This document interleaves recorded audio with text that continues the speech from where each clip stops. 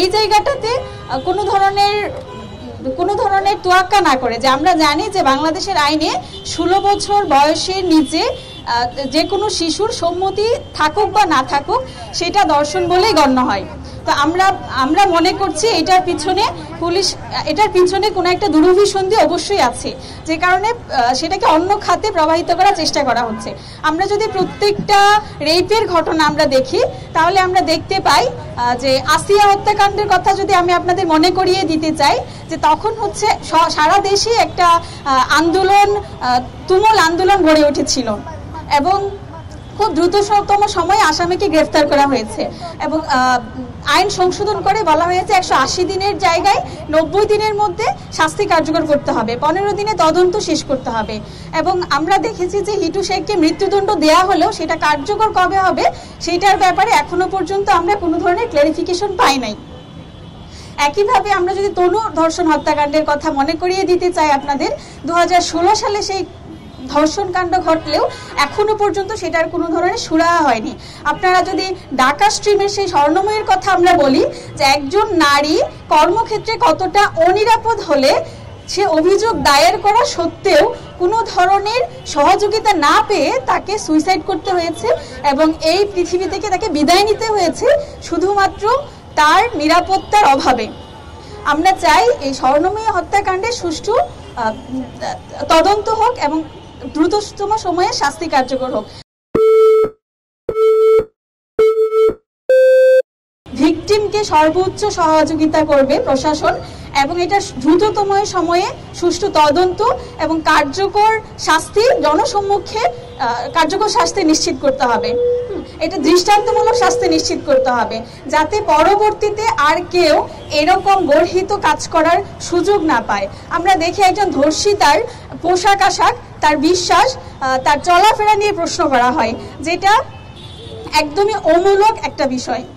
একজন নারী সে আসলে তখন তার মানসিক অবস্থা কিংবা শারীরিক কন্ডিশন এতটাই ভালনারেবল হয় এবং সেই সময়টাতে আমরা চিন্তা করি সে আমার মতাদর্শের নারী কিনা, সে তার পোশাক ঠিক ছিল কিনা, সে আসলে কোথায় গিয়েছিল, সে একা কেন গিয়েছে, অবান্তর প্রশ্ন করে বিচার প্রক্রিয়াকে বরং দীর্ঘায়িত করা হয়।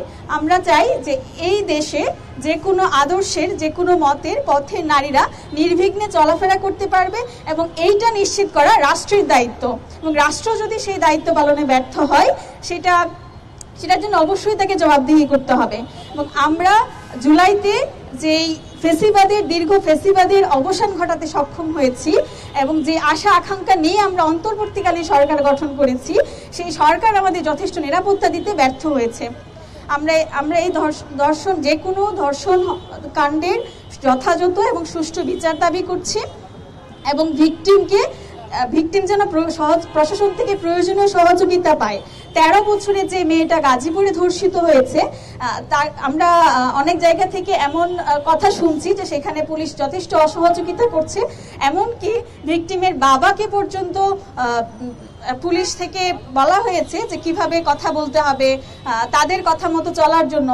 আমরা চাই এটা সুষ্ঠু তদন্ত হোক এবং দ্রুততম সময়ে শাস্তিটা কার্যকর হোক এবং শিশুদের জন্য একটা নিরাপদ পরিবেশ গড়ে ওঠে, একটা নিরাপদ রাষ্ট্র গড়ে ওঠে। বেশ কিছুদিন ধরে যেন ধর্ষণের ঘটনা আরো বেশি বেড়ে গিয়েছে এবং শিশুরা পর্যন্ত এর শিকার হচ্ছে, যে ঘটনা অত্যন্ত দুঃখজনক এবং আমাদের জন্য মেনে নেওয়া অত্যন্ত কষ্টকর। যে নারীরা বুকে বুক মিলিয়ে পুরুষদের সাথে জুলাই অংশগ্রহণ করেছে, এই রাষ্ট্র, এই সমাজ, এই দেশের মানুষ সেই নারীদের, সেই শিশুদের, সেই মেয়েদের নিরাপত্তা দিতে ব্যর্থ হচ্ছে। শিশু থেকে শুরু করে বৃদ্ধা পর্যন্ত প্রত্যেকটি নারী নিরাপত্তাহীনতায় ভুগছে। আমরা যদি দেখি গাজীপুরের 13 বছরের শিশুকে ধর্ষণের ঘটনাকে কিভাবে অন্যদিকে মোড় নেওয়ানোর চেষ্টা করা হচ্ছে, অথচ যেখানে উচিত ছিল সবাই মিলে সুষ্ঠু তদন্তের মাধ্যমে একটি বিচার নিশ্চিত করা, সেটি না করে আমরা দেখতে পাচ্ছি আমাদের প্রগতিশীলরা, সুশীলরা এই ঘটনায় চুপ করে আছে। আমাদের মেইন স্ট্রিম কোনো মিডিয়াতে আমরা সেই নিউজ দেখতে পাইনি।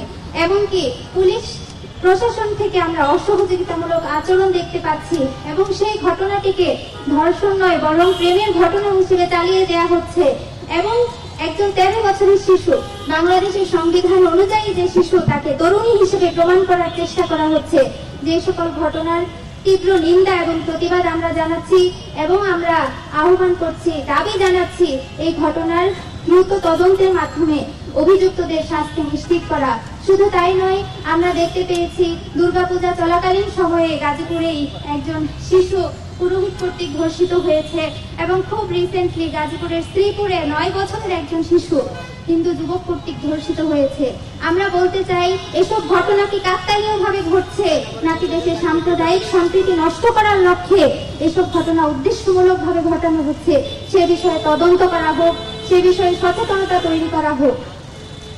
তাছাড়াও আমরা দেখতে পাচ্ছি বিইউপির শিক্ষার্থীকে কিভাবে ধর্ষণের শিকার করা হয়েছে এবং এই দেশে নারী নির্যাতনের যে কোনো বিচার হয় না, কোনো ধর্ষণের যে বিচার হয় না, ধর্ষককে যে প্রকাশ্যে শাস্তি দেওয়া হয় না, তার ফলস্বরূপ আমরা দেখতে পেয়েছি কিভাবে স্বর্ণময়ীকে আত্মহত্যা করতে হয়েছে। আমার প্রশ্ন হচ্ছে, দেশে বিচার ব্যবস্থা, আইন ব্যবস্থা থাকতে একজন ভিকটিমকে কেন আত্মহত্যা করতে হবে? কেন অভিযুক্তকে শাস্তি না দিয়ে পুনরায় বহাল করা হবে তার আগের পদে?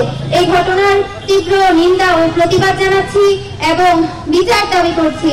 আমাদের সমাজে ট্রেন্ড হয়ে গিয়েছে, কোনো ঘটনায় যদি ফেসবুকে হাইপ না উঠে সেটার কোনো বিচার হয় না, সেটা কারো নজরে আসে না।